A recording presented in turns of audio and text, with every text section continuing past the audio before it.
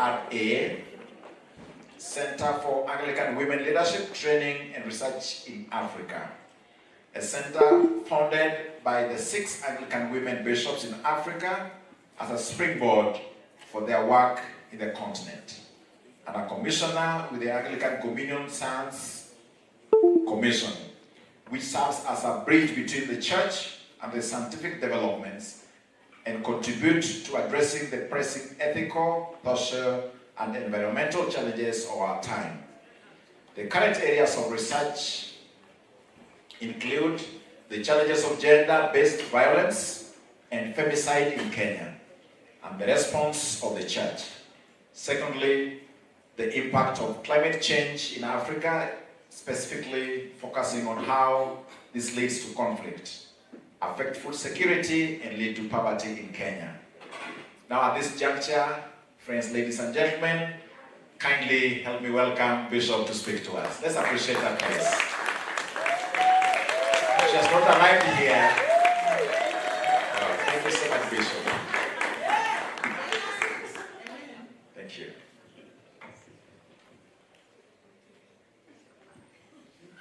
Thank you so much. I feel privileged to be here this morning to share about the history of the ordination of women and the struggle for church leadership. Last year we realized that from around 2020, the Anglican churches or provinces in Africa started consecrating women as bishops. And we wanted to meet and chat. And we met in last year at St. Paul's and Jumia. We thought we were many, only to realize we are only 6 women bishops in Africa. We thank God for that number. But we are worried that if we don't pray and act, that number might go down and not necessarily increase. And also we asked ourselves, like Esther was asked, that why has God placed you in this position at such a time as this? So we founded the Center for Anglican Women Leadership, Training and Research in Africa as a springboard for our work, so that we actually impart skills, leadership skills on women, and so that we strategize and talk how women can position themselves. Because actually, if you wait that you will be called to the table, nobody will call you to the table. So, and that is where I want to begin. Bishop Okulo, who ordained me as a clergy, told me that if women are waiting for people to give them positions in the church, they'll wait forever. True. Because nobody is going to liberate you. You know, because most of us are sitting, waiting to be liberated. Then another quote by Mercy Odioye, that the fact that women sing and dance in the church does not mean they are leaders or they are playing important roles. And I think we are very proud of dancing. When I was ordained as a priest, when we were having a communion service, most of the women will be outside the church. But when they hear that they are saying the Apostles' Creed, the Nicene Creed, they come back. In the time of singing, They are the ones who welcome the bishop and the priests with singing and dancing. And we are told our women are very effective. Don't you see they are the ones who welcome the bishop? We line up when the bishop comes and we dance. I love dancing and I love singing. But I want us today to reflect on singing and dancing with a meaning. Not just dancing for people. In Kenya of late, our women politicians are always now being used to dance when they go for political rallies. And they feel proud about it. And as I am talking about leadership of women, it's our dancing and singing in the church making change, or is it about making us sex objects? And we are very proud dancing as sex objects in the church. So as I talk, let us think about those. So the foundation of the attitude towards women's ordination and women's leadership in the church in Kenya was laid by the missionaries. And the missionaries' attitude was mainly influenced by their context. They were influenced by the ideology of domesticity. In this ideology, women are viewed as physically inferior, but morally more on the higher ground. So you are supposed to be inferior, but affectionate, selfless, and dependent. Everything depends on you. The women were also influenced by the ideology of separate spheres. The women's sphere is at home, while the man's sphere is in the public. And that met very well with the ideology of the Africans. Although, if you study properly, in the African context, the man was the head of the home, while the woman was the head of the house. And that head of the house was powerful. Because you headed the household, all the produce of the household. It was not, you are not a flower. But when missionaries came, the men were now brought to the house. They are now the head of the house, replacing the women. Then the women are taken to the kitchen, where you are eating sufurias.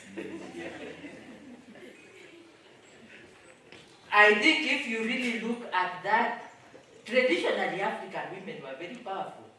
True. Because you are heading the house, you are making decisions on what you are going to plant, you owned those. I think that is our whole lesson.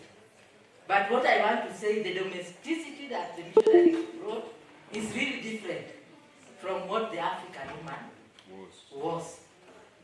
And so the missionaries came and said that the men will be the leaders of the church, and therefore men were to be educated to be leaders in both church and society. And they were educated using 3 R's: reading, writing, and arithmetic, so that they become leaders in church and society. They were the ones who were chiefs, they were teachers and evangelists. Women were not educated at first, but the missionaries, including Miss Mola, they felt that now that men are educated, we need to educate some women who can become their wives. Because, and I read in the letters, that if we don't educate these women, they'll bring the men down because of their ignorance. But the curriculum of the women was 3 B's: Bible, bath, and broom. That was the curriculum for girls' education. Bible, bath, taking shower, and broom, washing and sweeping. This was the curriculum of the girls, and they did agriculture so that they can plant. So they were expected not to be leaders in the church. The idea was that women would be supporters of the men leaders of the church. But somehow, I don't know what happened. Women turned this bath, broom, and Bible into an income-generating activity. So the missionaries never expected women to be leaders, but somehow they became leaders. Most of the products of this education have become the leaders in our country. Grace Onyango, Grace Okot were products of this education, being educated to be housewives. But how that turned, and they became leaders. So African women have capacity to negotiate whatever is put in their hands. African women were not expected to be church leaders, but they were trained as teachers, and most of them became evangelists. And therefore, when there was a debate on women ordination, for many people on the pew, it was not a strange issue, because the only leader of the church they knew was their evangelist. You know, ordained men headed districts, and you saw them once in 3 months. So the people somebody knew as a leader was the woman evangelist. You know, the image, you might say something, but the image that is seen is quite different. So although the missionaries thought that they were planting the image of domesticity, women used this opportunity to strengthen themselves. And when you talk to many people, they didn't know that there's anything wrong with women leadership in the church, because the only person they have ever seen as a lay leader, and that is the person they interact with, is a woman. I remember we used to stay with Bishop Watson and Mama Jennifer, and somehow, when their children were young, the doctor they visited was a female doctor, and they knew me as a priest. So for them, women were all these things. So I think one of the things that has shaped leadership in the church in Kenya is the fact that women, by default, became leaders in churches. Secondly, the missionaries believed that there are separate spheres of influence. Women can only lead women organizations. They cannot lead the church. Looking at the letter of Owen, Owen wrote that we are training them so that in their own organization, they can raise up issues which can then be forwarded to the church council.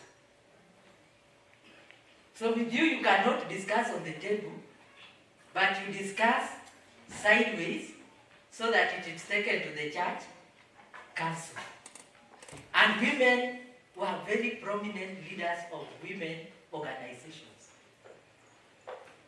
And I think one question I always ask myself, when we have only women-led organizations in the church, which then report to the parish council, or they are not even in the structure of the church. You know, sometimes you think you are independent, but you are not in the structure of the church. Where when discussions are being made, you are not actually, you know, included. Women organizations are powerful. We believe that one of the greatest organizations in the Anglican Church worldwide is Mothers Union. Because they are huge. But the question we are asking ourselves, are they making the decisions? Where it needs to be made. But somehow, in some of the organizations, these women organizations themselves have really acted as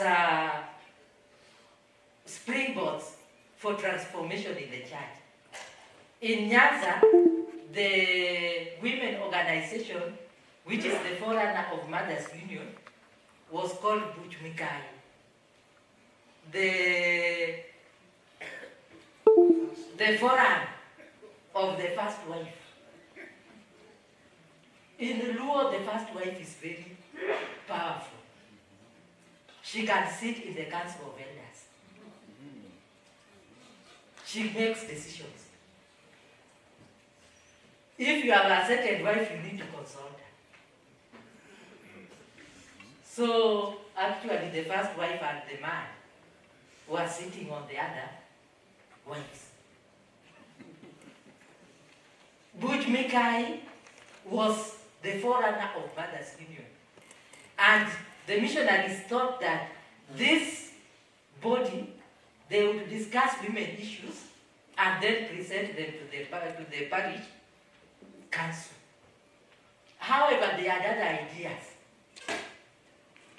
And most of the time, they didn't even consult the parish council, but they took the law into their hands. I asked at the beginning, that do women singing and dancing in the church really show that they are leaders? The women danced and kicked out cultural practices. For example, in Luo Nyanza, women never used to eat chicken. But women of Butch Mikai started eating chicken, dancing and singing. You know, they sang that, my chicken, today you will know me. Appealing husbands of husbands has opened our eyes. Because Ezekiel Apindi was the evangelist and started girls' education. So now they were calling Apindi husband of husbands. And things were never the same. One of the people in this school was Mama Perisi Somodo. One day we were with her and Mama Jennifer, and they asked us to order what we wanted. Bishop Omodo was so surprised that all of us were ordering chicken, while women are not supposed to order chicken. And them and Bishop were eating fish. So they asked us, Mama Peresi said, I can't keep chicken and I don't eat it. I will be the greatest fool. So I have to eat chicken. So women kicked out some of those traditional practices. Women went to school. Women kicked out the widowed rights. I think nowadays we are coming back to those. But the women who became Christians, they said they are not going to be inherited. And when the husband dies, she becomes the leader of the home. One of the ladies is called Elizabeth Ogungo. She was an evangelist. And she declared that she's the Jagolkodi. She doesn't need a man to come and preside over planting. I'm taking this opportunity. I hope you don't just dance around the bishop, but you are dancing us some message. The Presbyterian Church, the shield of the young girl, the forerunner of the Women's Guild, they are the ones who demanded for women ordination in the Presbyterian Church. The shield of the girls was formed during female genital mutilation. And there was an order, and many, even men in the church, were saying that they can't leave their culture of circumcising women. The women of the shield decided to go to the local native council. And, the missionaries said, let everybody who doesn't want female circumcision sign. The men said, we'd rather leave the church than sign against circumcision. And the signing was with the town. The women went to the local native council and said, let us sign. And songs were formed against them, belittling them as people who have betrayed their own culture. And they formed a counter song, telling them that you tell us that if we are not circumcised, we will not give back.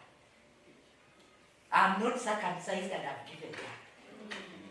That has proved you wrong.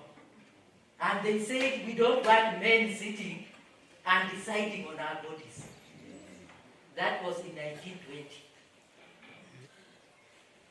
And they said, with us we have signed, and we think that signing in the paper is even small. Bring that paper so that we sit on it. So that the signature is even big.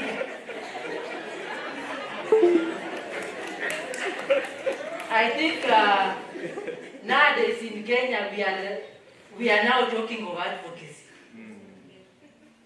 And the church women are there dancing on other things. The first people to fight FGM is the women. And church women. Many times we always say that the church didn't do anything. The church women took their position. So what I'm saying is that the missionaries thought that by having separate bodies, the women will not take the opportunity. And that's why I'm coming back to the words of Bishop Okulu, that nobody will liberate you. You have to stand for yourselves. And that is our work as women, to empower women to stand for themselves. So that we are not continuing pushing women down and pushing young people down. Because women fought their own battle. So, despite the teaching that women could only be nurses, teachers, and domestic workers, women actually took positions in society. But the missionaries were doing this using the ideas of the church fathers.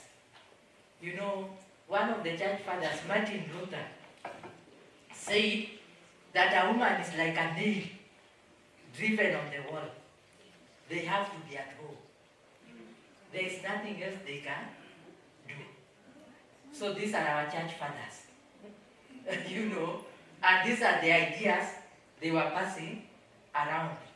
And we say that both the idea of domesticity was supposed to keep women inferior, but somehow women still found their ways into positions.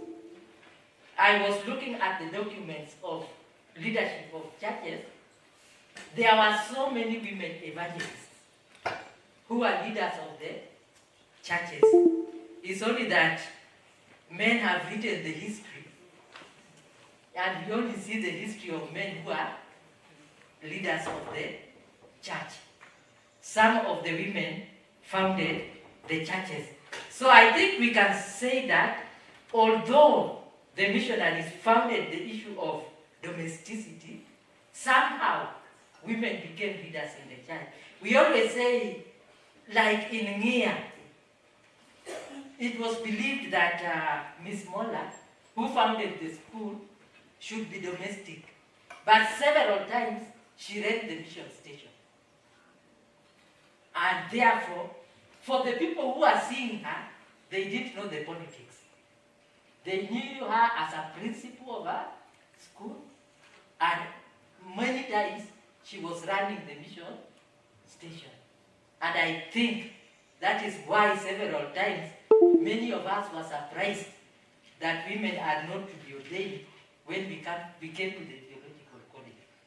Because the examples we were seeing at home were very many. After independence, especially 1970s, women started to take their rightful position of leadership in government and in other professions. However, the church was not keen to have women in the ministry.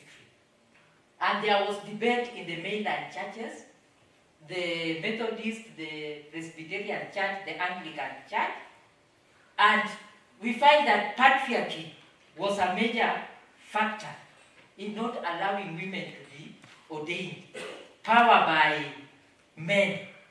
And the Presbyterian church argued that in African culture, men are the leaders. They hold the public positions. And for women, you could not be ordained.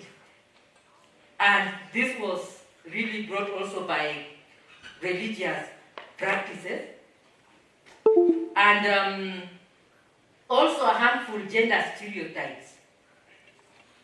Women were not supposed to lead. Women were a temptation to men.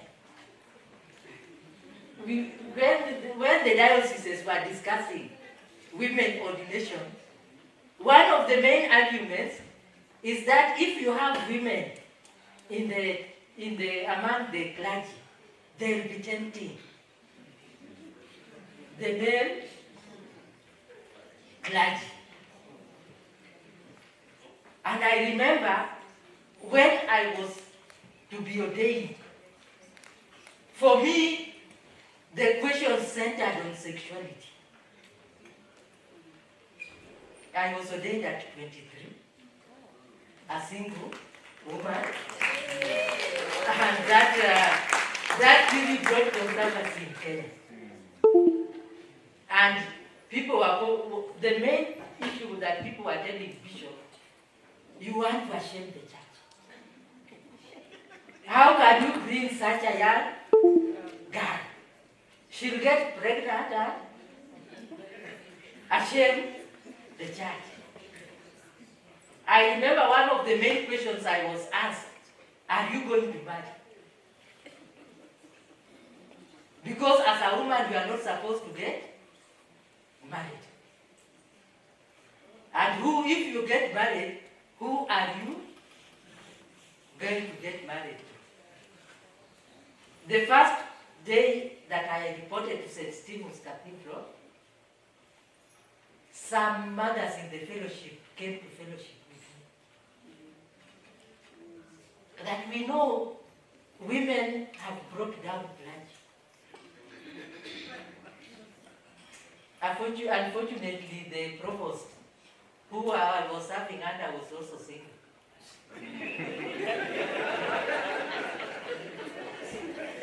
And they told us that they were telling me that women clergy have brought men down. But I asked, where did you see a woman clergy? To bring down? These are stereotypes. That if you are a woman, you are a sex object.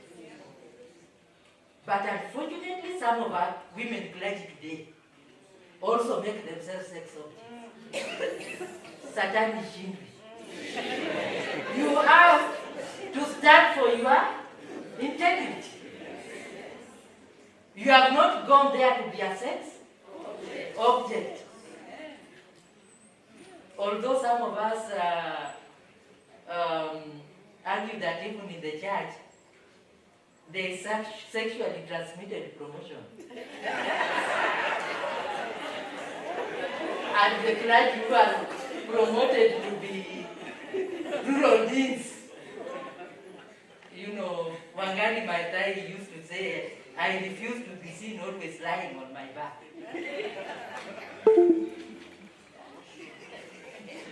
These are the struggles that women have in the church.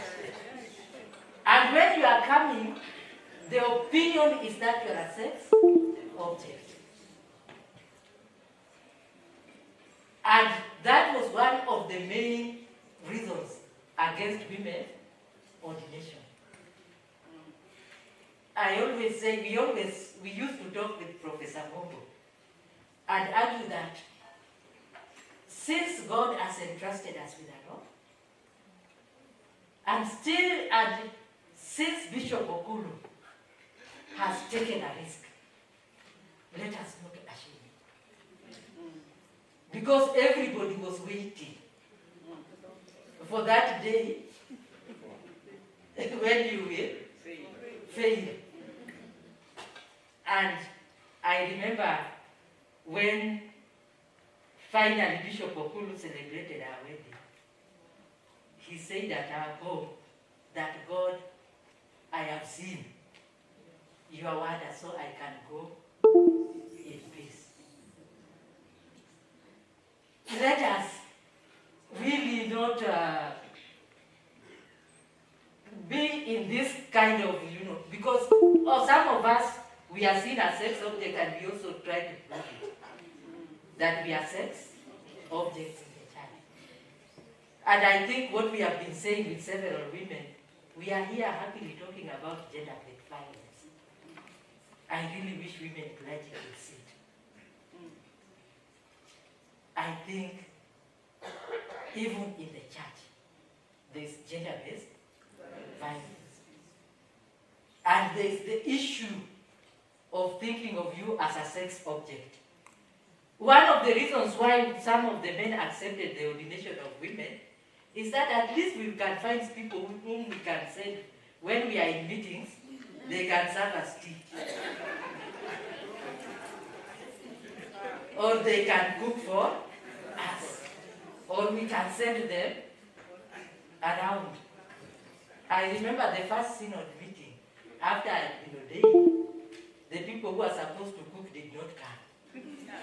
And now they were organizing the women in the synod to go, and I refused.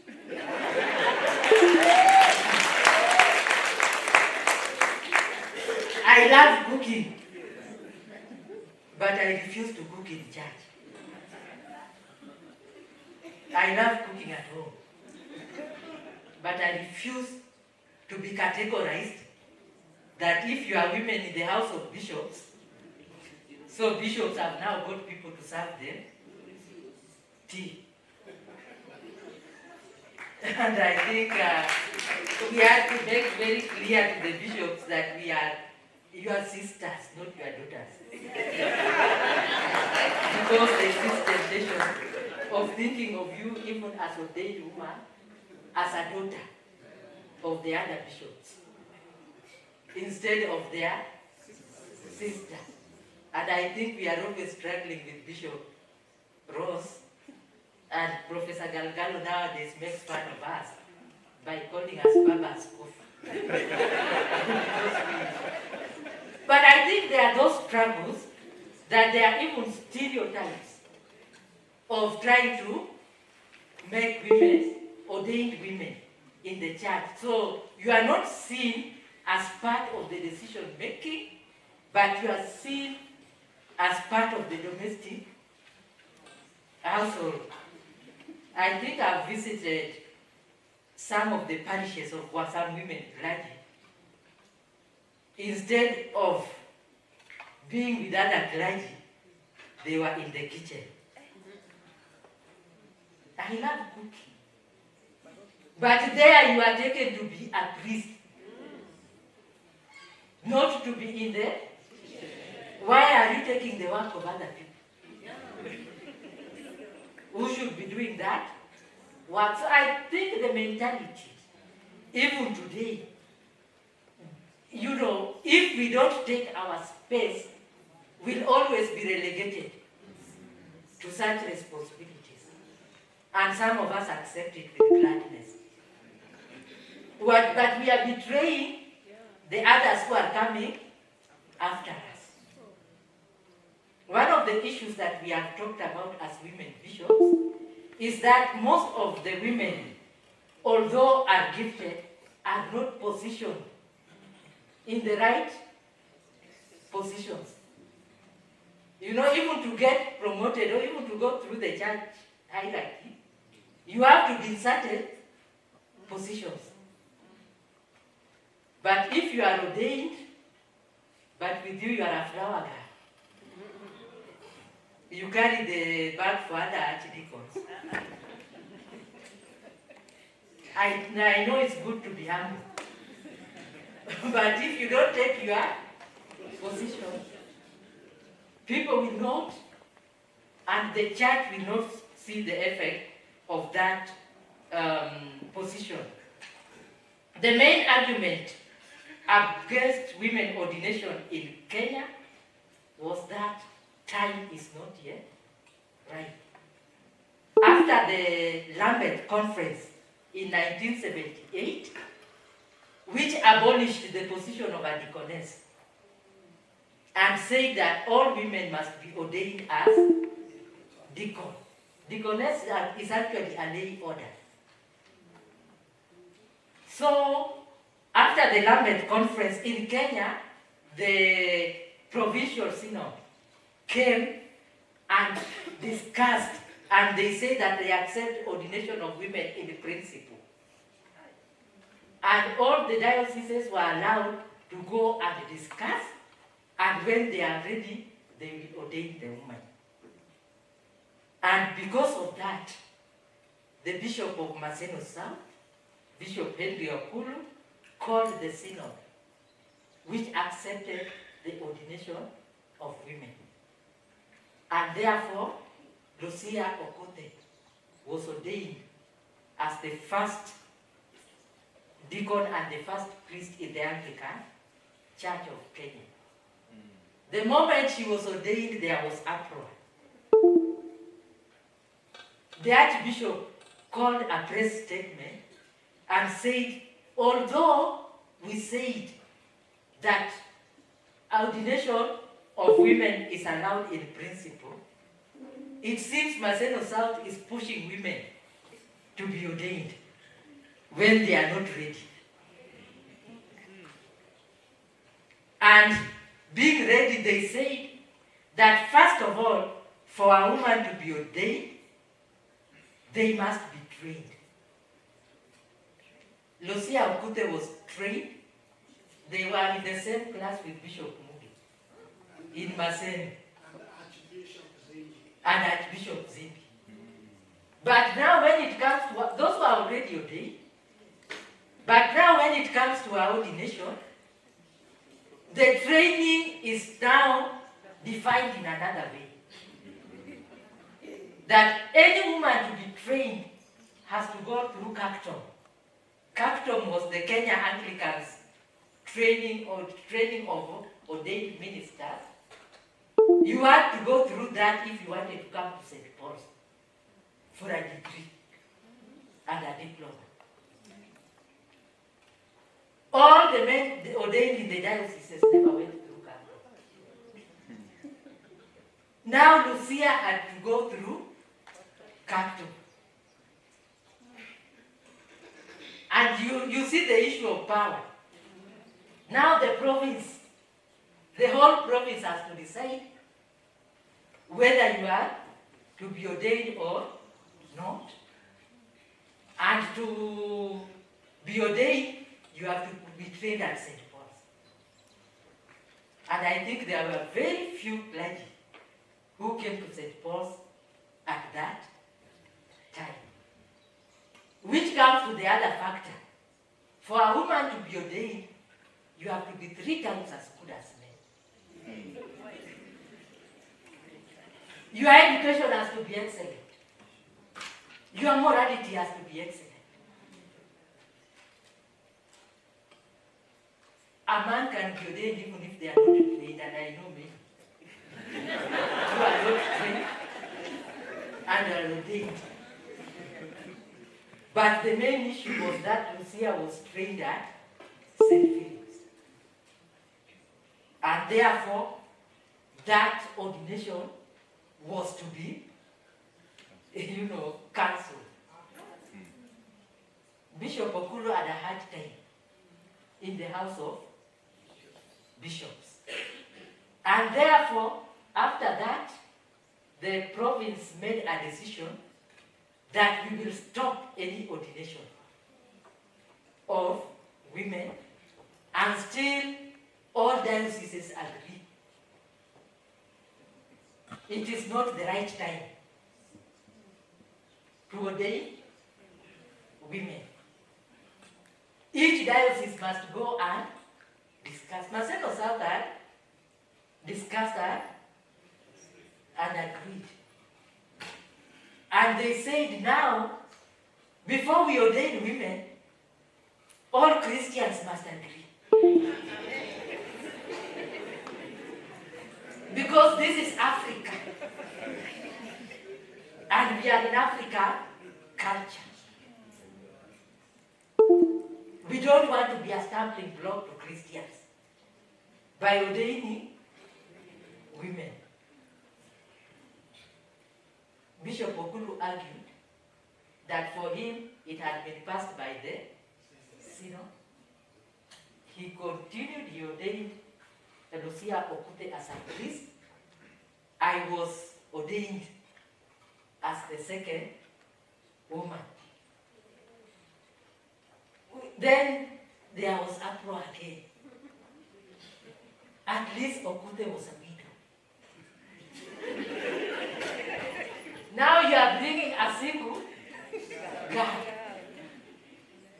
to be ordained. It is against our culture. One of the reasons why Lucia Okute could keep hold of that position, she had also to stand against culture. As a widow, in Luo you have to be inherited.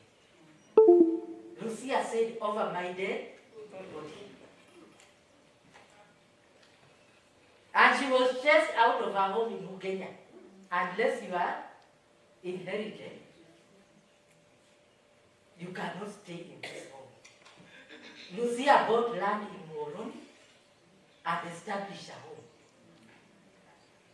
Now our home without a man. She was the head of her home. Yesterday we were talking about culture. There are positive aspects of culture which we must embrace. Some of our cultural practices have to be kicked.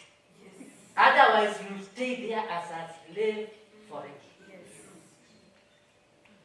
But the province was saying we must listen to these people who don't want widows to be priests, who don't want single women to be priests.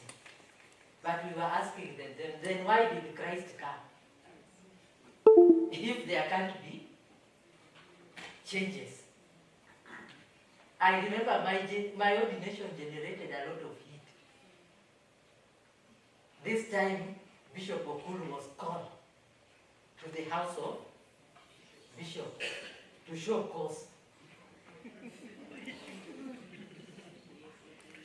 There was even a call from the Archbishop of Canterbury. So, I remember several times we went for meetings. We had provincial meetings there was the Provincial Board of Theology, which was attended strictly by clergy. And each bishop has to elect a clergy. Then there were people from theological colleges. I remember in that meeting we were only two women, me and Esther. Esther was working in a theological college. So when now people were being introduced, Bishop Okulu said, this is Reverend Emily. She's the one representing Maseno South. There was loud laughter and silence. I was not a member of that meeting because the Anglican Church of Kenya had said they had reversed the decision to ordain women. We had to work with Esther out because we were not accepted at that meeting. And when I met the bishop, they were laughing that you are a priest.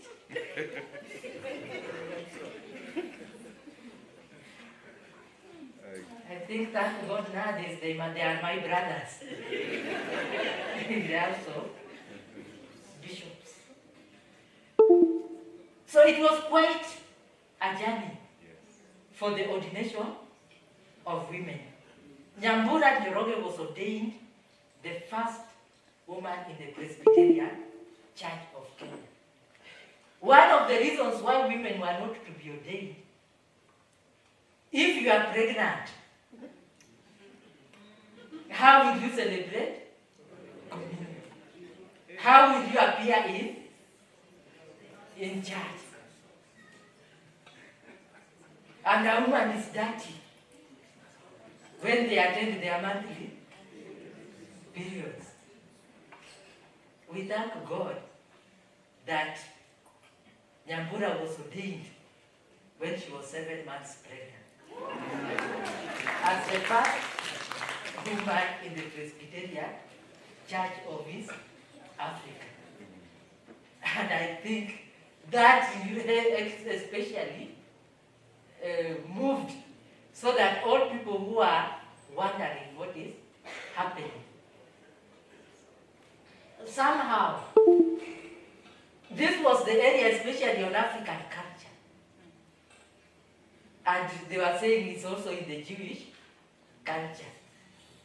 And I used to tell of, we were discussing with Bishop Wasonga yesterday, one of the greatest problems I had was being a trainer and training men who are older than me, who had ideas about periods and about being pregnant. And as they saw you coming to the class, that is what they are discussing. That how can a woman who is in her periods, stand before us and stand in the congregation. And these are my students I'm training for. I think I was very hardened. And I told them, let us look at scripture. At least a woman is unclean for a few days. If we are honest with what the scripture says. I think men are unclean for more days. Why do you ever not raise this issue? I had to be very tough. I was still very young. I remember some of the people we were studying here with were the classmates of my father.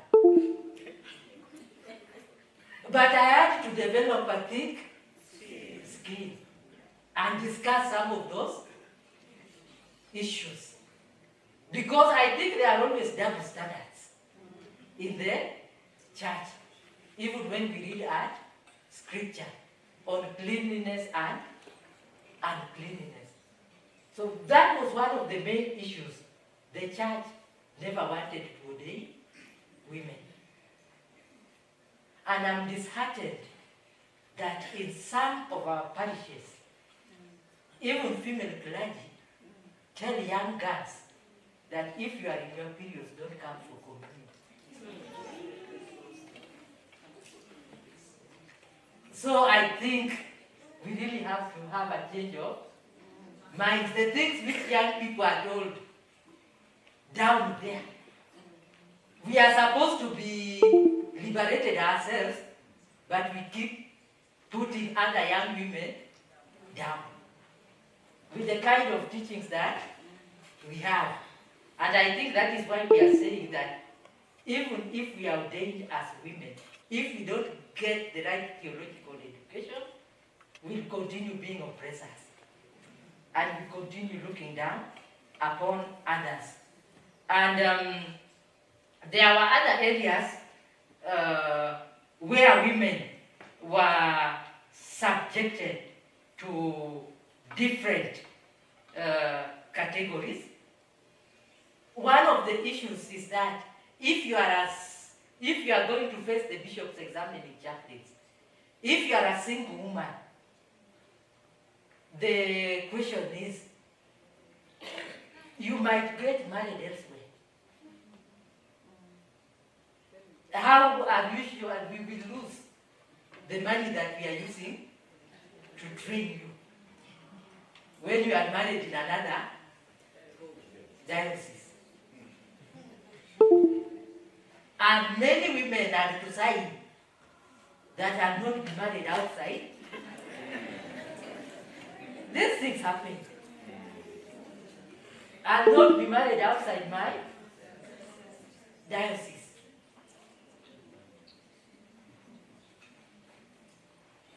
But if you are married, who will take care of your home when you are doing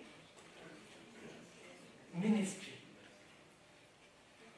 What if your husband refuses that you should not go to work? What if your husband beats you? Yet I was not hearing anybody asking men about gender-based violence in their homes. I don't know whether it is correct that you as a priest, you beat your wife. But if your wife is beaten by you, it becomes an issue for ministry. The standards of work in the church was quite different. I know men clergy who have impregnated several women. All the bishops do is to transfer them to another country.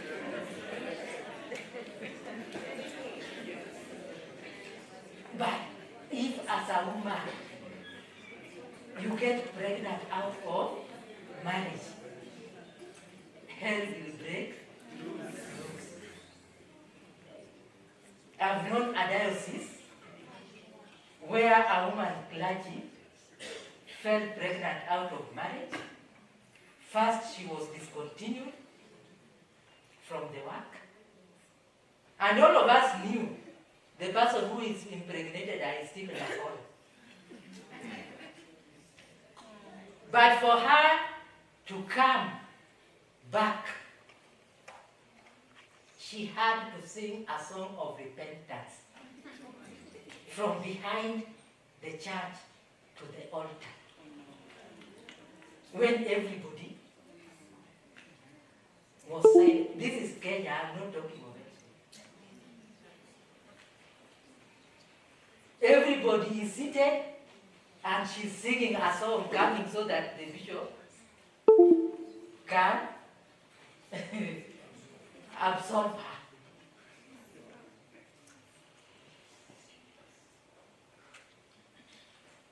And some of us women clergy, we are not the support system of other women clergy.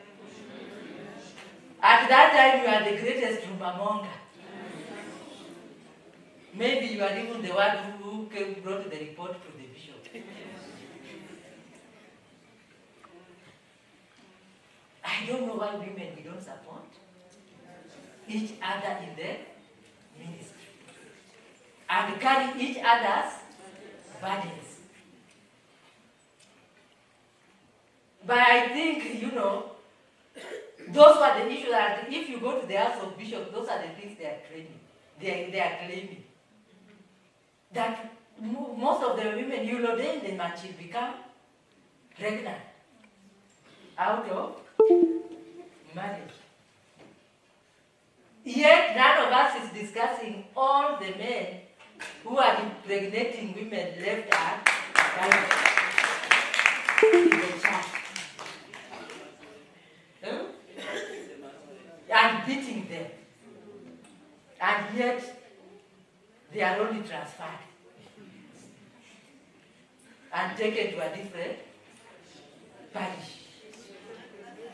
I remember we were in an ordination retreat, and one of the ladies told me that as a deacon, your priest has to write a letter recommending you. But this priest always claimed that the parish council meetings begin at 6 because this is an urban area and people come after work. She'll be called that you'll come earlier so that you can start cooking for the rest of the clergy who are, or the rest of the people. When it reaches 7:30, she's told, unfortunately, the parish council was cancelled. And since you can't go far, just sleep here.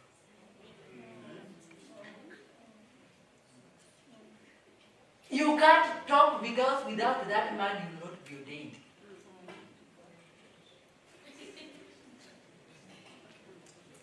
How many women clergy have been raped and they are quiet? Raped in the vestry. So I think the journey to church leadership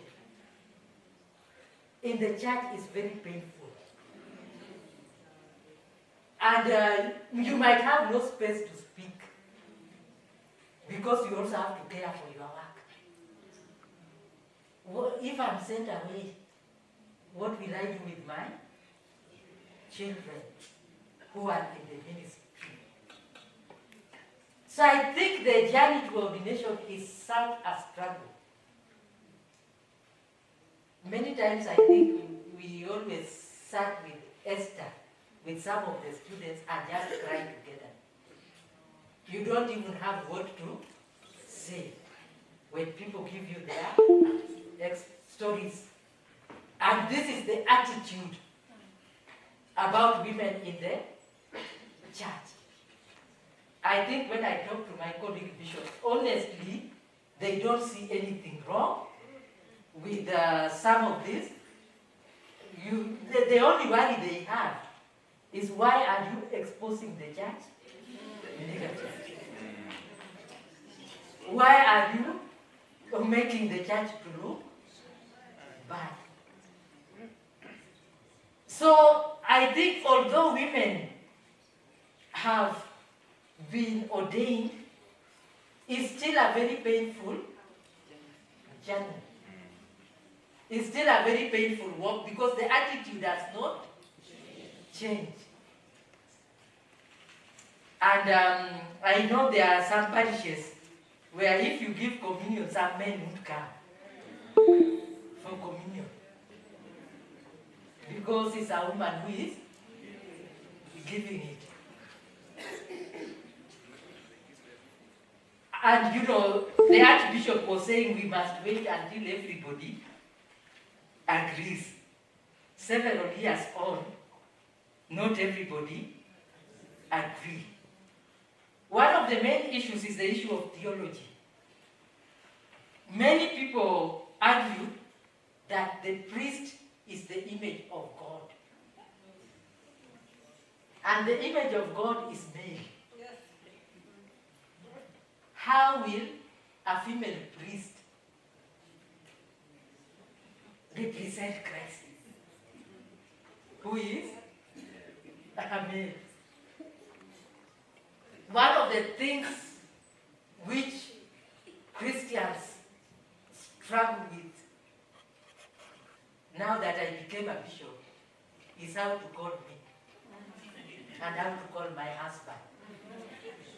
That is a big debate. You know, when they bring people for confirmation, the liturgy says, Father in God, we have brought to you. Many people always don't know what to say. You know, when I appear for confirmation, they don't know how to address it. Because as a father, you represent God. But they are questioning if, as a mother, you really represent the image of God. So I think we have to work on our theology.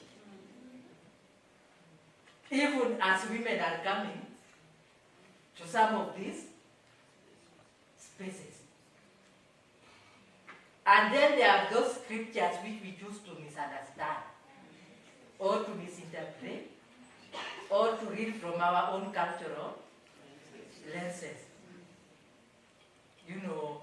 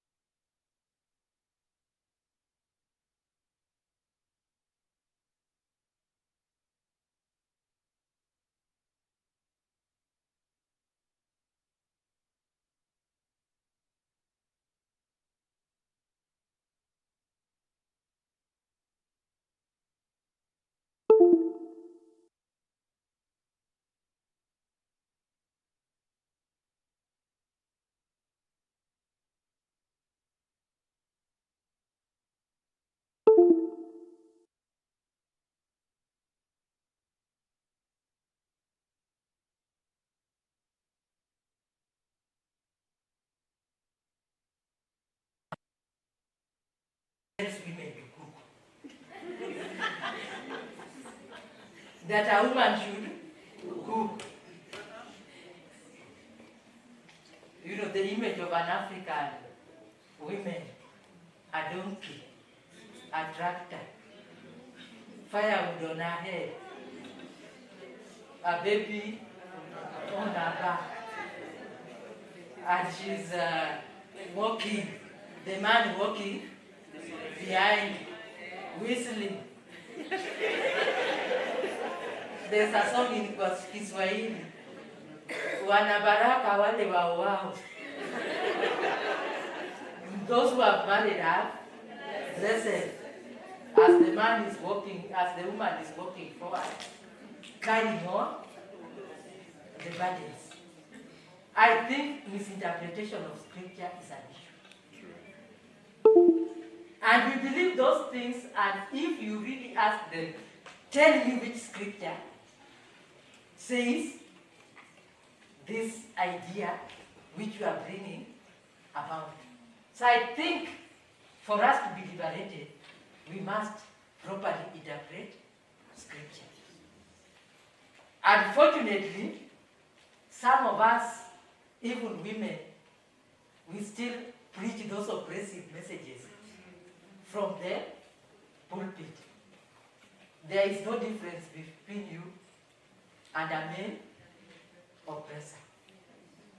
You know, in Kenya, one of the reasons why gender-based violence continues to be practiced is that gender-based violence continues to be practiced is just because the kind of counseling we give people. If somebody tells you, my husband has beaten him, you tell them Vumilia. The Vumilia theology.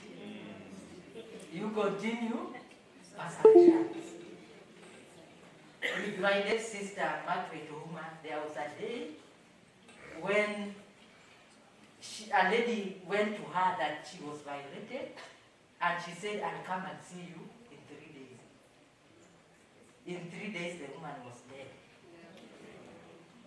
It was painful to say that it is the will of God that my sister has rested with the Lord.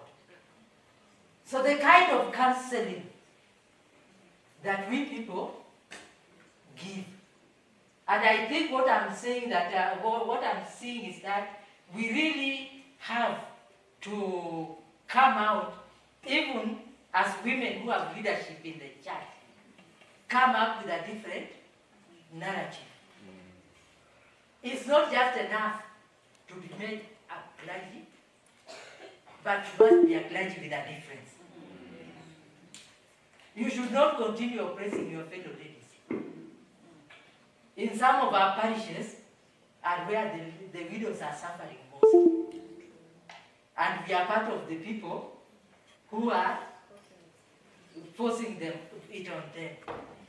So I really hope that God has given us opportunity, but as we say, you will not, nobody will liberate you. You have to work for your own liberation. And working for women's position in leadership is a continuous action. Let us not be the ones who put each other down. I said that the women's organizations were supposed to be dancing, but they didn't just dance. Women's organization in the church today, are you just dancing for the sake of dancing? I always say Mother's Union is a sleeping giant. If there is any organization which can bring change in the church, in a moment is Mother's Union. But we are sleeping there. We have accepted to dance around bishops and the clergy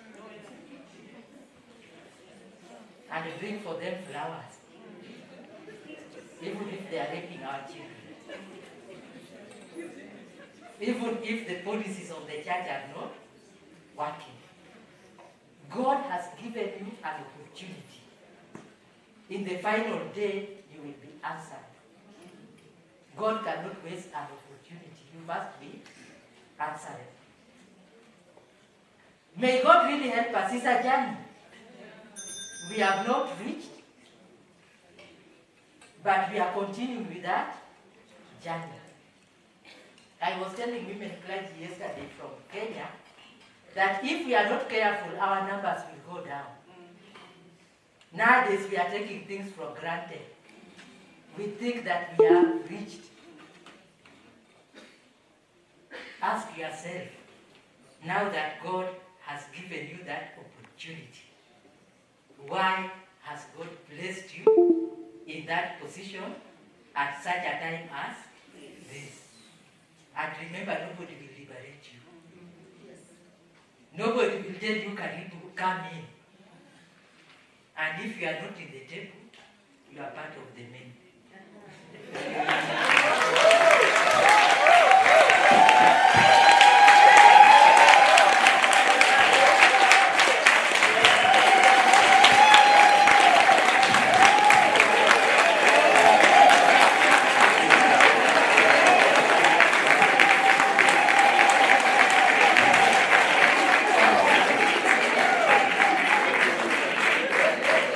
If you are not, then actually yesterday I was asking Reverend Bisolo that I wish there was a way in which we could ask certain questions, especially after this kind of presentations. Personally, I come from a church background.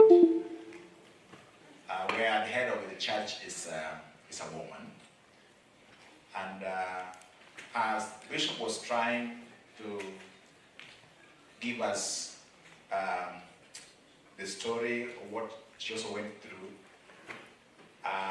It reminded me of certain things. I belong to a church called Voice of Salvation and Healing Church.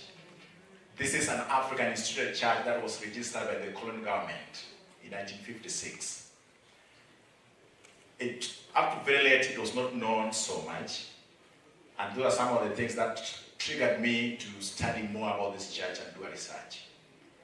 Later on, when we had the second Archbishop, who happened to be a woman, actually the second in Africa after Margaret Idahosa of Nigeria. One of the things that happened that up to date is sad for me. The moment she was ordained as the Archbishop of the church, we lost a good chunk of our congregation just because she came in as the woman Archbishop. Of course, they had their own reasons, which we will not discuss right now, but you can see how some of these things people take blindly. Because even if there were issues, I thought, or I think there are better ways in which you can address them. And I thank Bishop for saying that there are certain things, even biblically, we take them and we look at them from our own lenses, but we don't look at them holistically. All in all, I thank Bishop so much for that kind of presentation. And I think, however much we are still lagging behind, but at the end of the day, there's light at the end of the tunnel. Thank you so much, Bishop. Let's appreciate that. Before we go to the next session, I want to invite Mercy, to appreciate Bishop before we invite the next speaker, please. Yes, Mercy.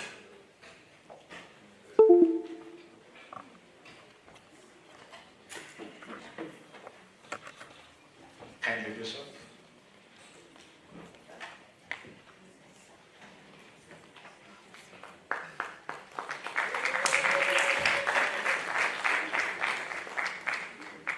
Thank you so much. If you look at your program, we have a 15 minutes presentation from one speaker, and then this is another 15 minutes presentation from another group. And the one coming to give us her presentation on World YWCA Gender Justice, and this is a case study, is our sister Reverend Thabani Sibanda. And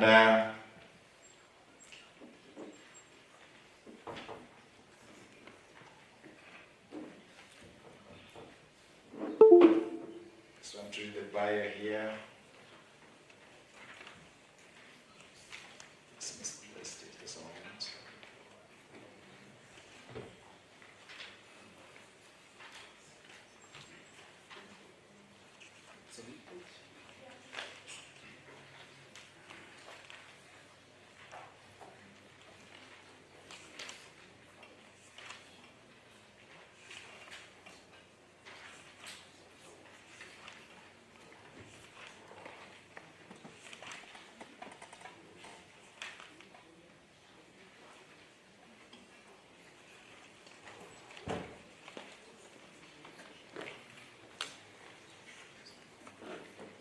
Thank you. Thabani Sibanda Sube, Nkube, thank you, is an international development leader focused on gender equality advocacy, SRHR, and youth leadership across Africa and the Middle East. She leads the Young Women for Awareness, Agency, Advocacy, and Accountability, YW4A, 4A initiative at the World YWCA, working alongside young women to influence laws, policies, and practices that advance women's leadership and end SGBV. She has worked with international, regional, national, and local offices across the globe with a particular focus on the Africa and MENA regions, leading resource mobilization strategies, building partnerships with governments, donors, and civil society, and supporting officers to design and deliver programs. Her earlier work spanned fundraising, communications, and monitoring and evaluation in livelihoods, SRHR, child protection, and WASH. Tabani also works with faith leaders and organizations, women's rights organizations, and youth networks to shape alliances that drive systematic change. And I want to take this moment to help me to welcome our sister to come and speak to us. Welcome so much.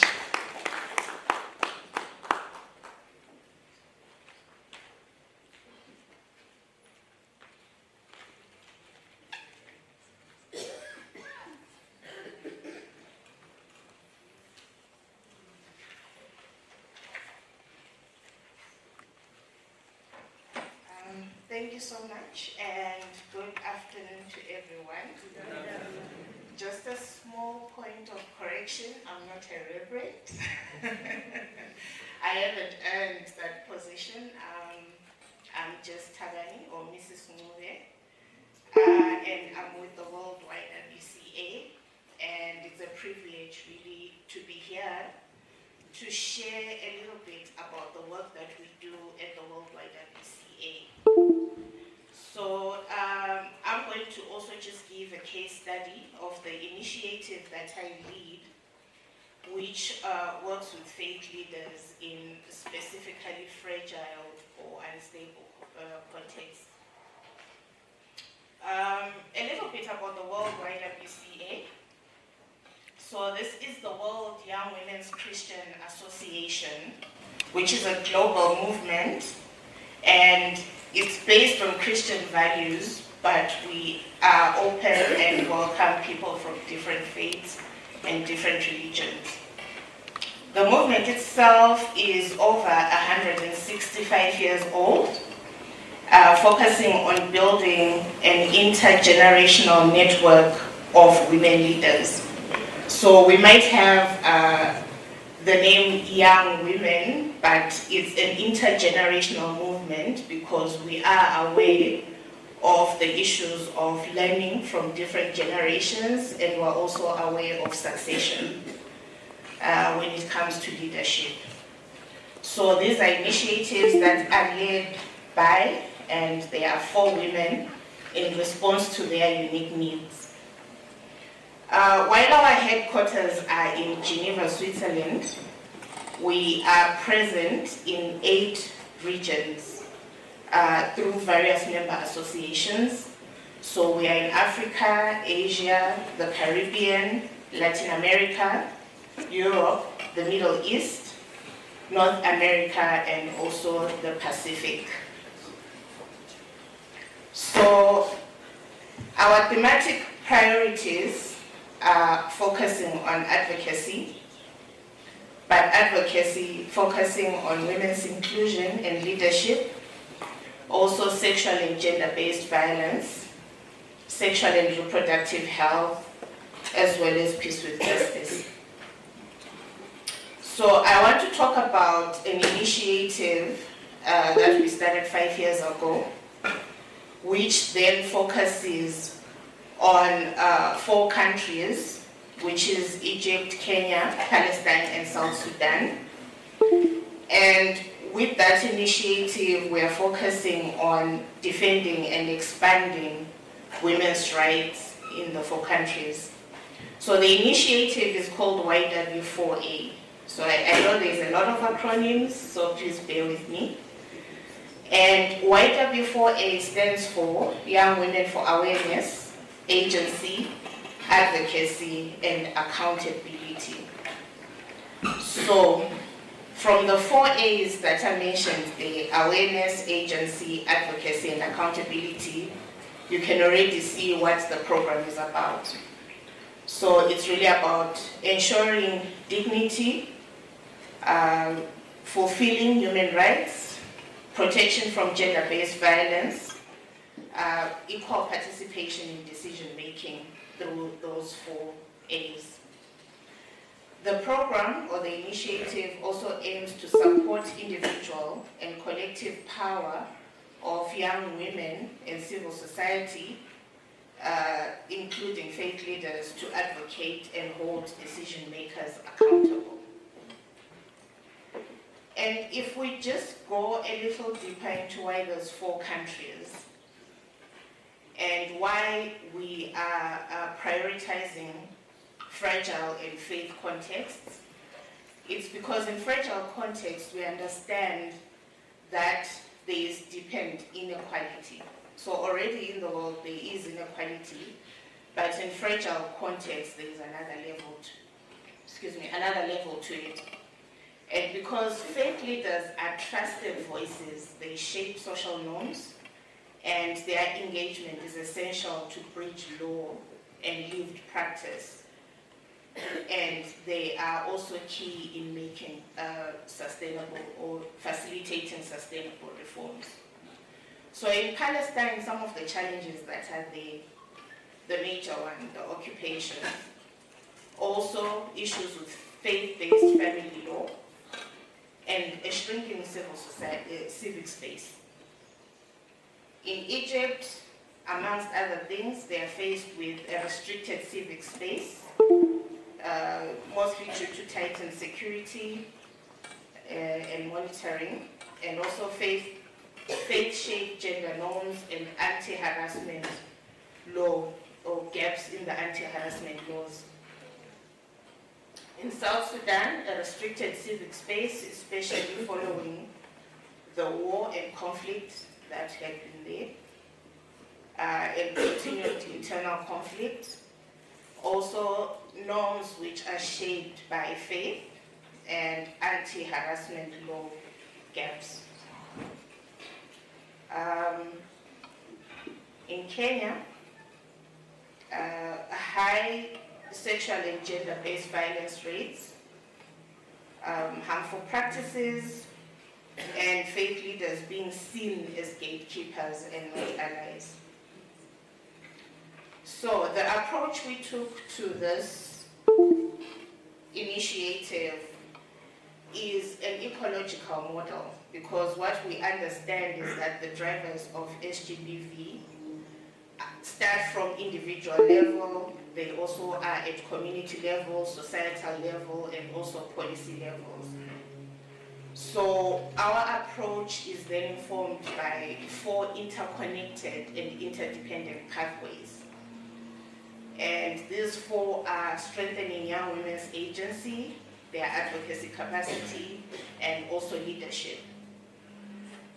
The second one is strengthening the organizational and advocacy capacity of women's rights organizations and faith-based organizations. So these are organizations that we work with as allies. We also engage faith and communities in shifting harmful norms and promoting positive masculinities. The 4th pathway focuses on policy, legal reform to advance rights and to end sexual and gender-based violence. So in the next few slides, I'm just going to zero in on the work that we have done with faith leaders, with faith institutions, and some of the outcomes that we have seen so far. I'm just going to go by country, starting with Kenya. So in Kenya, we have been working in 3 counties, that's Meru, Migori, and Kisii. And we are working with Faith to Action Network, the National Independent Church of Africa, Evangelism One Accord, and SDA Kisii. And some of the outcomes that we have seen that faith actors have been quite active and supportive in legal and policy advocacy for the stronger implementation of the Sexual Offences Act, protection against domestic violence, and also the 3 county level SGBV protection laws. We have also worked with faith actors who have mobilized themselves and the communities that they serve to shift social norms by promoting positive masculinities and challenging tradition-based barriers to women's rights and gender equality. Faith leaders have also supported increased young women's participation in county governments and also in different decision-making spaces. They have also provided safe spaces for interfaith and intergenerational dialogue. In South Sudan, where we are in Central Equatorial State and also Western Equatorial State, we've been working with the Islamic community, the SDA Church, the Episcopal Church of South Sudan, the Presbyterian Church, the Catholic Church, as well as the Christian Agency for Peace and Development, CAPAD. What we have managed to achieve is advocacy, or we are implementing advocacy on sexual and gender-based violence, and also looking at the domestic violence law in a system that is weak in terms of the framework and the enforcement. We have also worked with faith actors to bridge norms and to look at the gaps in law enforcement. So the policies or laws that are currently there, we have worked in terms of implementation. We have had faith leaders, faith actors, and faith institutions engaged in peace-building dialogues at community level. And they have also supported leadership capacity building for young women and have facilitated safe spaces that provided psychological support for young women. If we move to Egypt, in Egypt we're working in Cairo, Giza, and the Alexandria Governorates. And our main faith partners are the Ibrahimiyya Media Center, the Coptic Orthodox Church, and Beit Elia. In terms of the outcomes that we have seen so far, faith leaders have joined civil society coalitions for awareness raising and advocacy. We also have faith actors that have framed advocacy on the family status law and the anti-sexual harassment law within their religious communities and the community at large, making legal reforms more acceptable to the communities, acceptable and actionable. Faith leaders have also joined coalitions to shift norms and have supported training with a faith framing. They have also participated in positive masculinity dialogues as well as interfaith dialogues. And then finally in Palestine. So Palestine has been a bit of a challenge because of the ongoing conflict that is happening, but that didn't deter us from what needed to be done.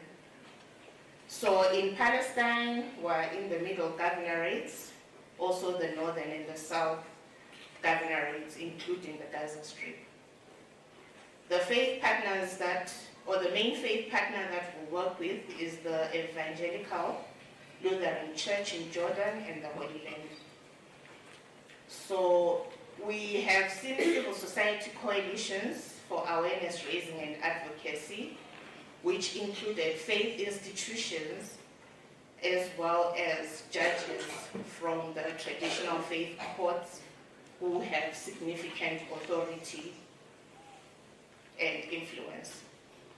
There's been also a lot of work related to advocacy for the Family Protection Bill and the removal of child marriage exceptions, which has a cultural and faith angle to it, as we focus on treating early marriage as a violation of rights and not a tradition to be preserved. We have also worked with faith leaders and institutions and campaigns on sexual harassment and in the implementation of the existing laws. They have supported the strengthened leadership and advocacy skills for young women, as well as providing safe spaces for psychological support for young women. So this is just really a snapshot of some of the work that we have been doing, or the results of the work that we've been doing. But it's not only confined to these 4 countries, as we do have other programs or other initiatives happening around the world. So I'm just going to share a few examples of the kind of work that we are doing, and the faith leaders, or the faith institutions, faith actors, and faith leaders that are supporting the work. So in Nepal, where child marriage persists despite legal bans, we work with the Hindu and the Buddhist leaders who have spoken vocally. They've been outspoken about the practice.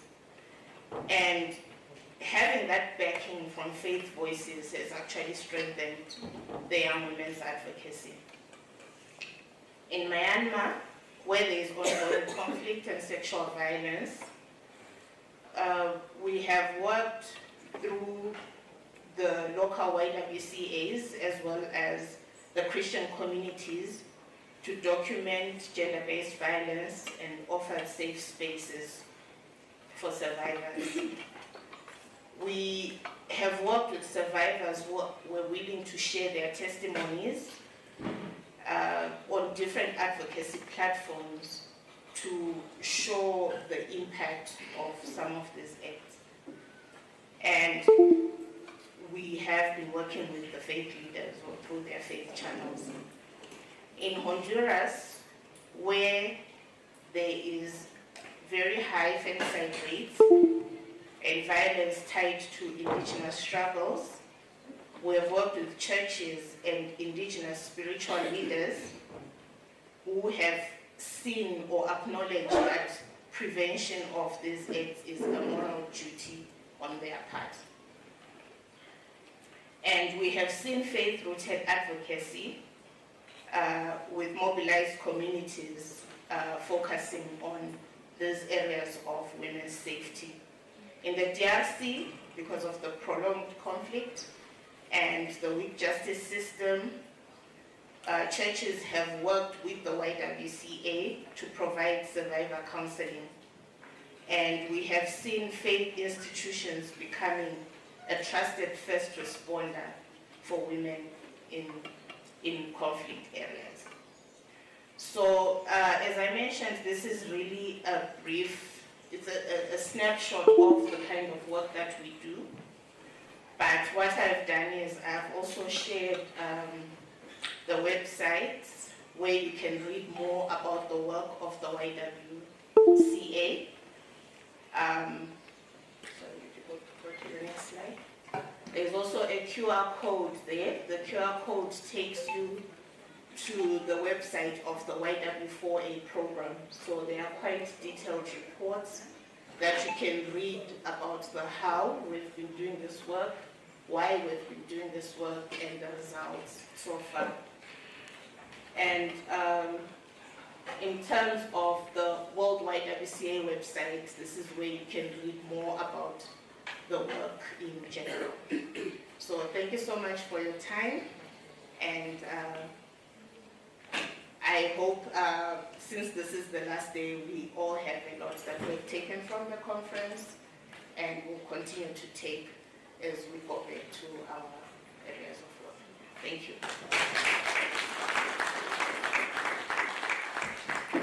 Wonderful. Thank you so much. Please scan those QR code so that you can get more information about the YW4A. I kept asking myself, what is 4A? So now we all know what that is. I'm sure you're asking me some questions. I would like to invite Mercy to come and appreciate. Yes.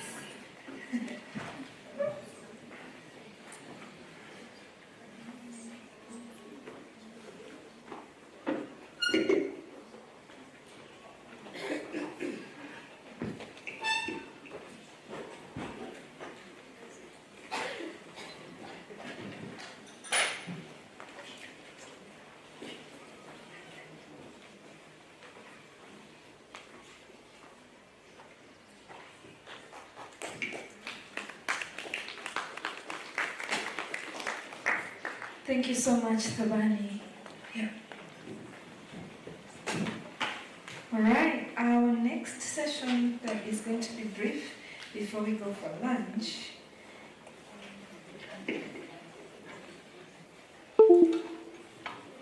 It's going to be by Reverend Dr. Patrick Nsembi from Daystar.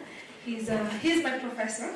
I studied at Daystar University, so I've interacted with him for a long while, and then life is very interesting. After, I think, 6 or 7 years, I'm working at Galtold, and we are partnering together as he leads the Kenya Reading Journey. So I'm going to introduce the Reverend, and I'm looking around to see where he's seated. Thank you.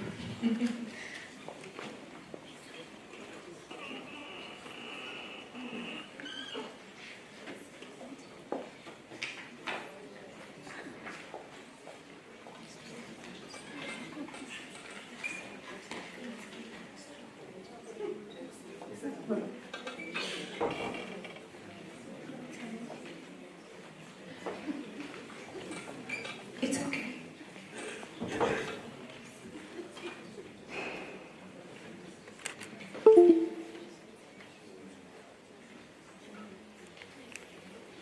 Okay, awesome. So I've been told that before the Reverend comes on stage, there's just one more friend of IFH that is going to share her story, and then we can continue. So Mercy is going to introduce her, and then we will continue. Thank you so much. Good afternoon, everyone. We are almost coming to an end of this conference, and I want to remind us this evening that let us remember that change is not built in a conference hall.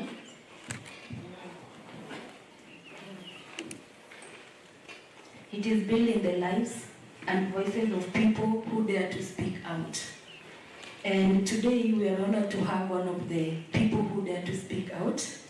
Elizabeth is going to share with us her story, just to encourage all of us and also to reflect. And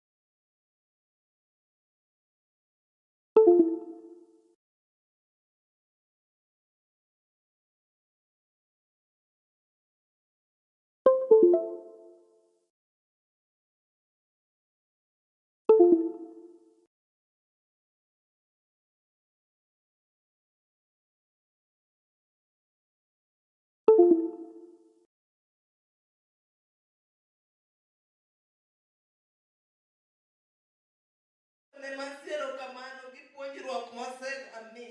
we speak, I'm at home and I thank Mercy for the guidance and advice she has given me.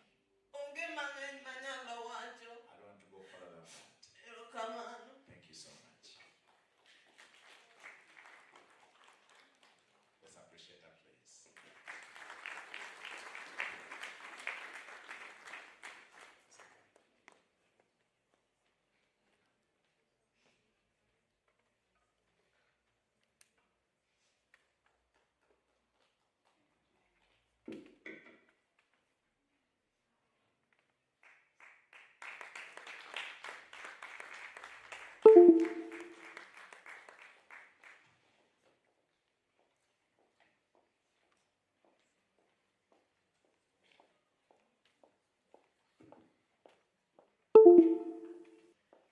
Those are the realities on the ground beyond the conference hall. Our next speaker had been introduced, so I don't want to waste that time to introduce him further. Just want us to put our hands together as we welcome our speaker to share with us.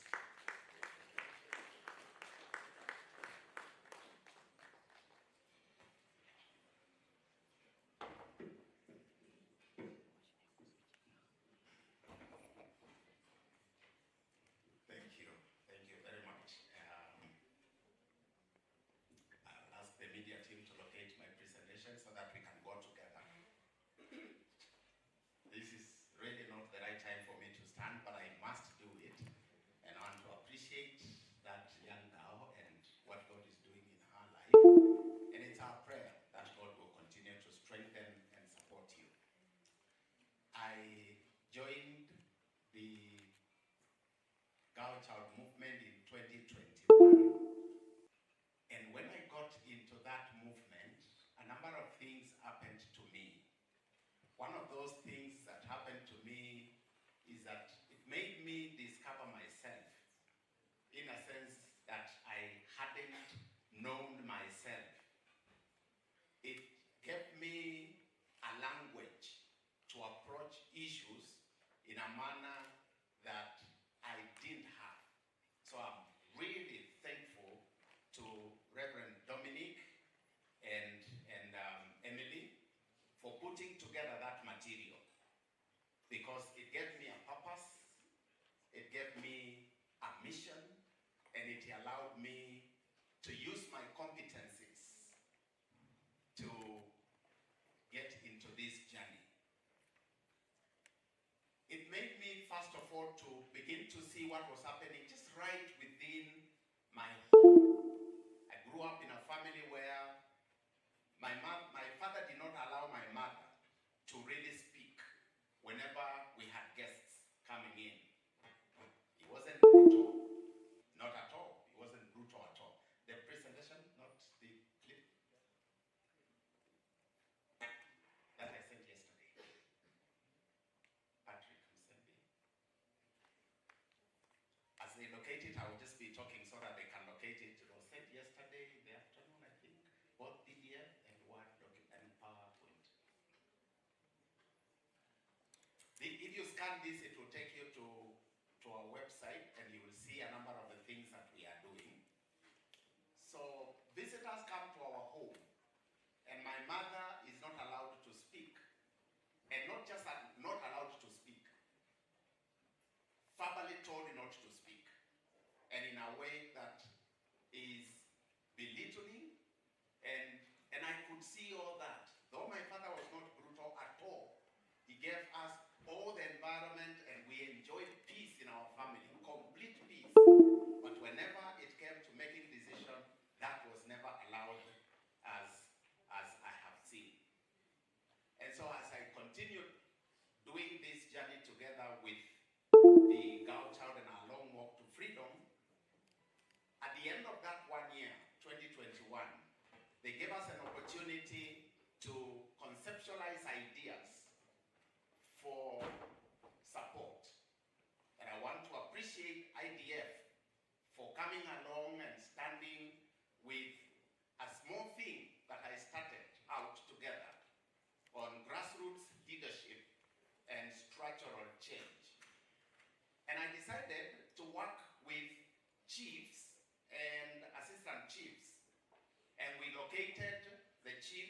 and assistant chiefs from southeastern Kenya.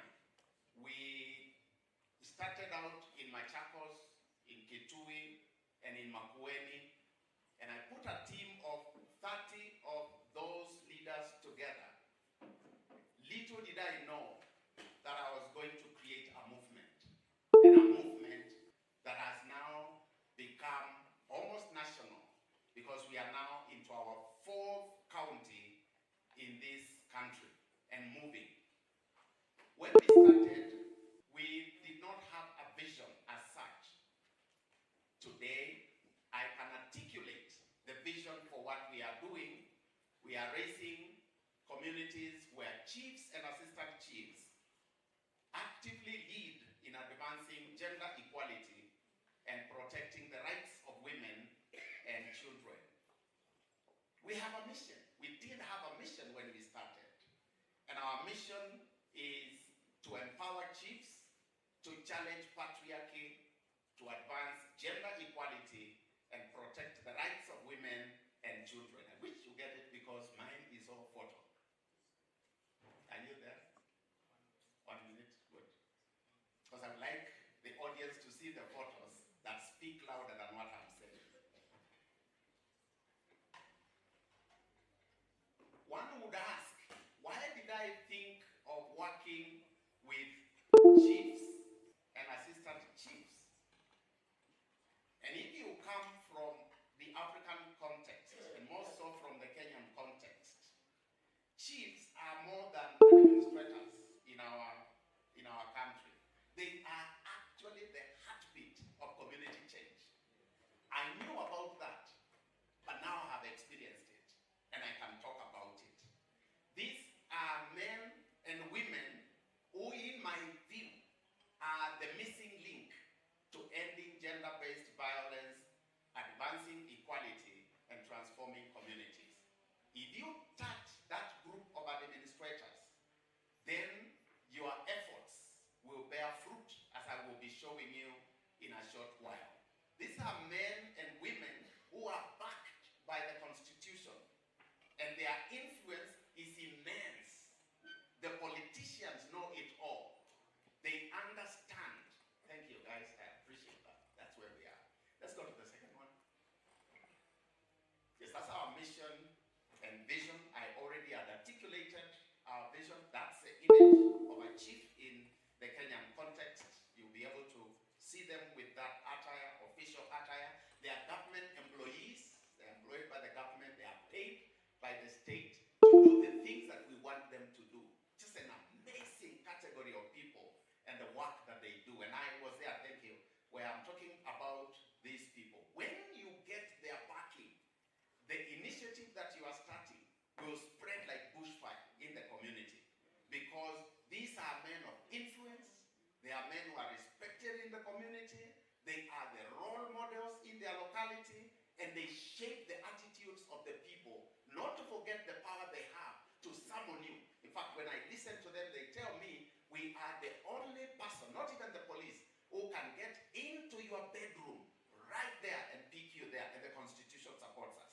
That's what they will tell me. Just to demonstrate the immense power that they possess as a result of the Constitution that we have. Go to that slide, the next slide. So what do we do? What we did, and I worked with colleagues at the university, we picked the journey that was done by Dominic Misolo, together with Emily, and we look at each of the chapters that they have outlined. We study that chapter. And when we study that chapter, look at the one where it says how sessions work. This is what we do. We pick that one chapter and we read and prepare it thoroughly on our own. We tease out the important issues from that chapter. We generate questions that the groups can discuss. So when they come, they get into a plenary meeting. And in the plenary, I will do the presentation, as you can see. I'm doing that in one of the meetings. And they will take notes. They have branded books and notebooks and pens. They will take notes together. And after that, we break out for tea. And after tea, we come back. We put them into small groups, circles of about 8 of them. And as you can see in those umbrellas, they are sitting down there discussing issues. That is where now discussions come alive. That is where experiences are shared. That's where they pick lessons from what they are doing. This is where the younger chief listens to the experience of the older chief, and they can be able to pick the lessons from there. What we do in the selection, we are very strategic. We mix the old and the young. We mix all genders together so that they can all come together. The older will teach the younger ones of the experiences because they have a longer way to walk in their own. They retire at 60 in Kenya and they are allowed to continue up to 65. Very strategic. Then after that, they come back to report what they have discussed in their various groups. Very interesting. And this is where we collect raw data. I have it for Kenya. If you want anything from southeastern Kenya, for any study, I have it. Because the groups that we are dealing with are the ones who have that group. Let's go to the next slide. What we do, we give them gifts just to motivate them, branded gifts, and we share a hot meal together. And you can tell in Africa, a meal is important. And thanks to IDF for supporting their meals together, and just a time of joy and laughter and fellowship and bonding together as a group to enjoy that. Let's go to the next one. To date, we have trained 84 administrators. We have had 2 cohorts already in southeastern Kenya, and now we are in the 3rd county, which is Kajiado County, which we just started in the month of October. And this movement has reached over 200,000 Kenyans with messages on gender equality, with messages on women's rights and children's rights, as we have been doing all through. Go to the next one. Let me share a little bit of our impact, just to see what we do. 1, there are personal transformation stories, and I've just picked one of them and given you the exact person who said those words. This gentleman you see here is a very forceful person. When he stands up, his presence fills the room. He's a chief, and he's given to authority. Listen to what he says. He says, I am a changed man. In my own home, I used to insist on being served first as a man, as the man of the house. Whenever we had chicken, I would eat almost everything, leaving my wife and children with only bones and soup. But now, everything has changed. I not only let them eat chicken freely, I am also the one who serves them, and I no longer cling to any preferred part for myself.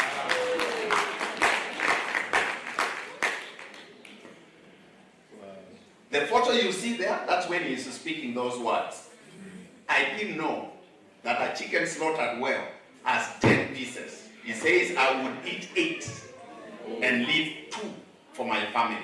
Today that has changed.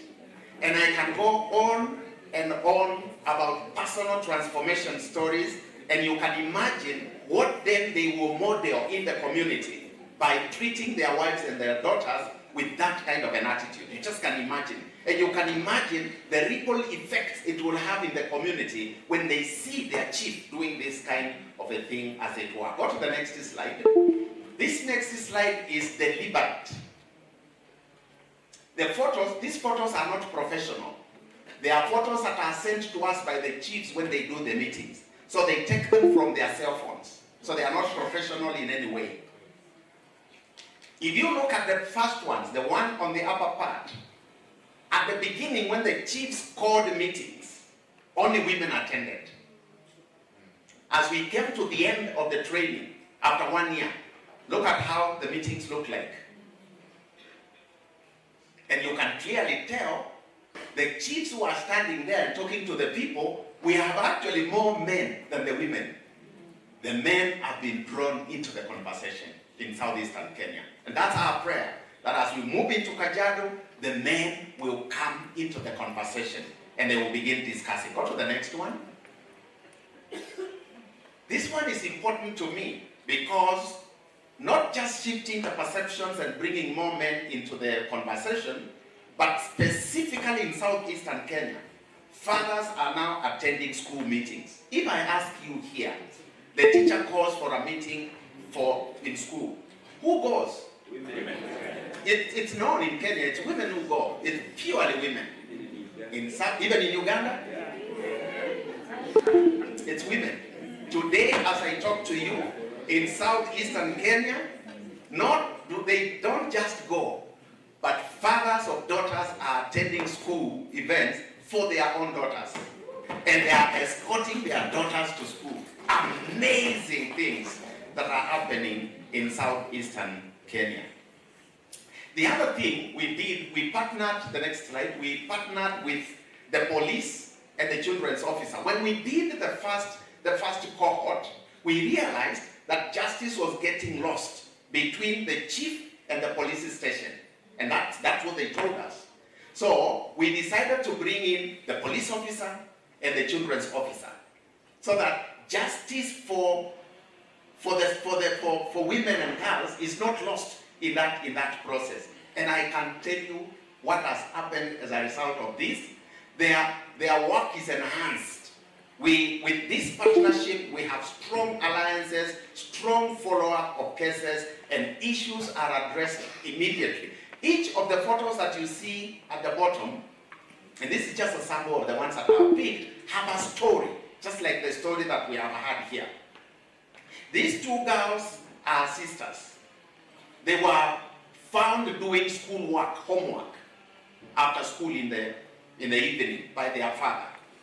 The mother was not home, either fetching water or in the marketplace. The father expected the girls not to be doing this work when he comes home, because they must warm the food for him. So when he didn't see them doing that, as was expected of girls, he beat them physically and bruised them. This matter was reported to the chief.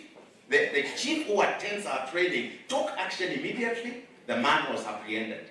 And because of this partnership, the case was prosecuted.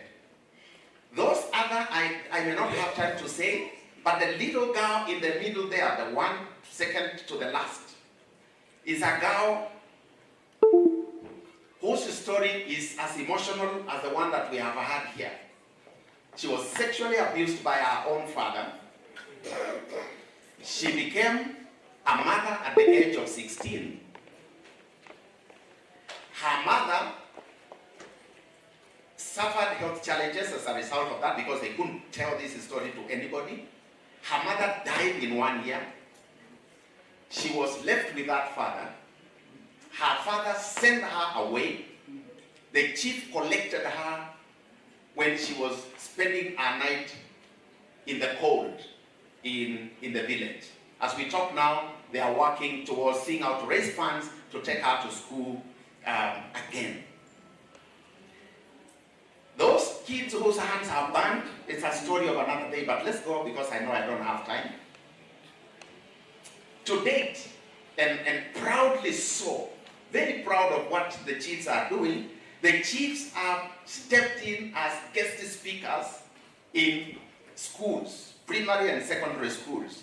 They are involved in mentorship initiatives. They are involved in motivational speaking in schools. And they have just become another category of people going into our schools. This was not what they were doing previously. But now they have a message. Now they have some word to say. So they are going into these schools, and teachers are committing to invite them because of the uniform they wear as they go into those schools, and because of the power they carry within their own community. And I have realized they get a small stipend. So there is some encouragement even for them when they go into those schools to speak. So an extremely important thing. Go to the next one. One of the assistant chiefs, Catherine, just founded a beautiful initiative where she mobilized the community and received donations of bicycles from well-wishers and handed those bicycles to vulnerable girls from vulnerable families who walk long distances into their schools. And you can imagine what the Kenyan context of boda they do. You know what they do. So this bicycle is just a savior to these girls. I mean, this event taken in here is a demonstration of the impact of the Kenya reading journey in southeastern Kenya. Look at the next one, and I love this one the most. I love this one the most. This one is, just listen to the name. This chief from one of the counties that we trained in Makueni, she started that initiative and she calls it Daughters of Legacy. The last time I talked to her, I said, you better reserve that name. I was about to say it's so godly. It is so inspired, Daughters of Legacy. And what she does is, after every school holiday, she mobilizes girls from our own community. And she mobilizes the professionals in our own community. And they come to speak to the girls to inspire and motivate them to keep focus and contain or remain in their education. As a result of this, an initiative was born where any of the vulnerable girls unable to raise school fees, either they are orphans or they are coming from difficult situations, they do a walk within the community, knocking on doors of business people, the member of parliament, and well-wishers within the community to raise support for one another. So this photo that you can see there, it was taken as they were doing a walk in the village, in the community, to raise support for one of the girls who had been called to join a university in Kenya and was not able to raise money. And just look at that. The chief is doing that kind of an initiative. Look at the next one. The next one is another beautiful one, where one of the chiefs has founded a women and girl child welfare committee. And listen, look at what they are doing. The purpose for founding that, just look at what they are saying. They are saying the purpose for this is to map hotspots of gender-based violence within the location. They will track families affected by violence, and they will make follow-ups on reported cases. And they will refer survivors to support services and connect the girls to available resources. Just listen to that from an administrator at the lowest level of our provincial administration. And look at the impact that they are doing in that community. Look at the next one. This is the same chief. This chief, what he has done, he's looked at teenage mothers who have dropped out of school because of sexual molestation. They either have children or are unable to continue to school, and he has formed an initiative to give them an economic empowerment. And what is most interesting is the fact that he's put boys and girls together into that group so that they can work together. In the middle, they have started a goat buying and selling in the market. So when it's a market day, the boys collect they go buy goats from wherever and they take them to the marketplace and they sell, both boys and girls. That's it's just incredible that they can be able to think about that. As a result of this, we have well-wishers giving them equipment to do car wash. At the left there is a donation for car wash machine in an initiative by the same chief in our own community. Go to the next one. You can go to the next one as well because that's similar. This one is another just a wow experience from another chief, Eunice. And what she has done, Eunice, she retired last month. What she has done, she has mobilized young girls in her location and looked for well-wishers to give them a uniform. And they compose songs and poems on the challenges women and girls go through the community. And during events that are held within the community, this is a go-to group. They always invite them to come and either sing, to come and either say poems. On 16th of June this year, they performed on the Day of the African Child, and they shared a platform with the First Lady of Kenya, Mrs. Rachel Ruto. An initiative done by a chief as a result of the Kenya reading journey. Look at the next one, just about to finish. This is another wow experience where the chiefs have now realized who are allies within their communities. And they have noticed that we have people who can support them to do their work. So what are they doing? They have rallied the community, the religious leaders, churches, and business community, to donate towards their initiatives. Here, the images that you can see at the bottom is one of the chiefs who is distributing sanitary towels to the girls in one of the schools in our location, contributed or donated by local businesses. And she's just happily doing it because resources are available. On the top there, those are two chiefs, and the image that you see is churches that are now opened, and the chiefs can go there and conduct meetings within those religious spaces to meet with girls within the community. Finally,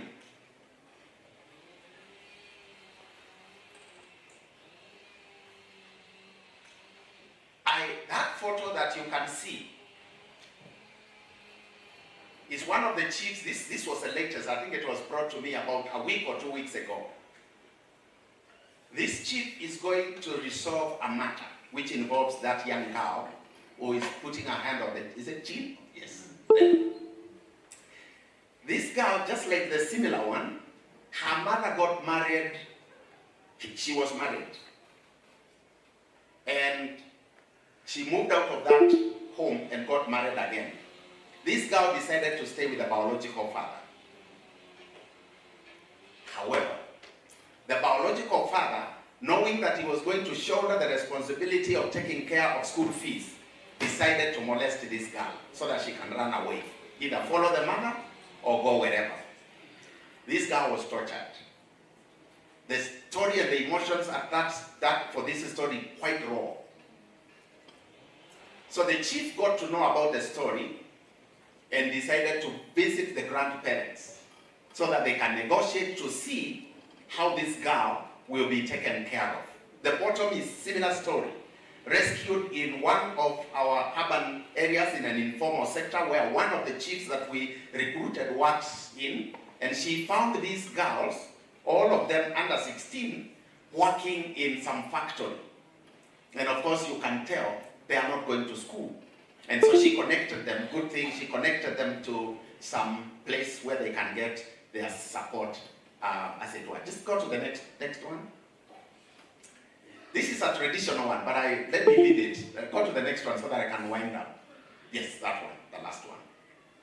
Just to tell you where are we going. One of the things that we have discovered is a result, is a success factor for this, is the fact that we come from a university. And that certificate that we give, although it doesn't bear the logo of Daystar University, but it's been recognized by the superiors of these chiefs, and they are using it for progression in their careers. So they push us to make sure that they get a certificate, because once they give, and it's a beautiful one, if you just look at it, we make it very beautiful. When they present it to their employer, they are able to be given the next grade and progression on and on. We have a small newsletter that we do, and our hope is that we can make it reach out to more people so that they can see what we are doing and possibly get a support from any of those. In October this year, we will be launching the Watawala Awards, and of course you can tell Watawala is a Kiswahili word which comes from the root verb of kotawala. That's where Watawala comes from, kotawala, and kotawala means to rule, to govern, to have authority over, and that's a term which is used for this category of people. In fact, you know Utawala Estate, and you know the reason why it is called Utawala Estate is because the largest training center for this cadre of officers is located there just next to the airport.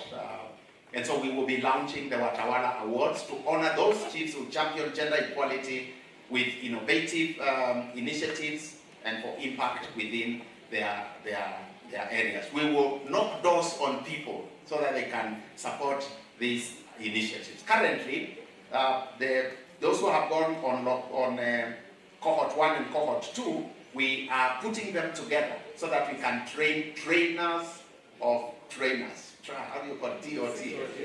Yes, I'm looking for that one. So that we can put them together to continue the fire within their locality, and we can use them as models of what good is happening in other areas. Thank you, and God bless you.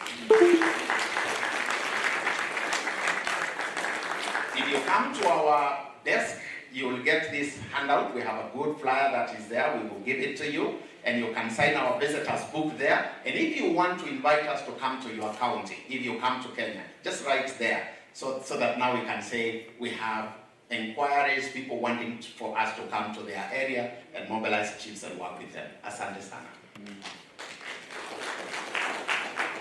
Thank you, Reverend Professor and Dr. Musembi. We appreciate you and the work that you do. Please scan the code so that you can... I'm saying that everyone should scan the code.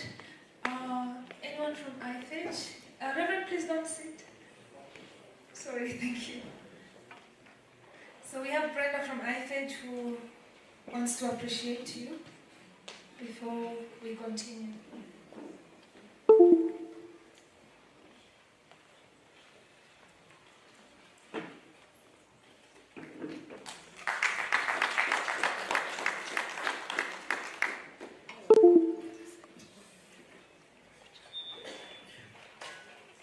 Thank you, Reverend Musembi. So we are going to go for lunch, but IFH team, do they come? There's a call for IFH team. I'm looking at you because there was an announcement. Okay, all right, we'll go for lunch then. So I'm going to pray for us and then we can go for lunch. Okay. Let's pray for lunch. Creator, we want to thank you for this day and for keeping us well to the third day. And as we break for lunch, we pray that, Lord, you bless the food that we eat to nourish our minds and body. In Jesus' name we pray. Amen. Men, a reminder from Reverend Nathan McCoy. So I'm just making sure that you remember for 3:30 after the last session. Remain in the hall. Enjoy your lunch. Bon appetit.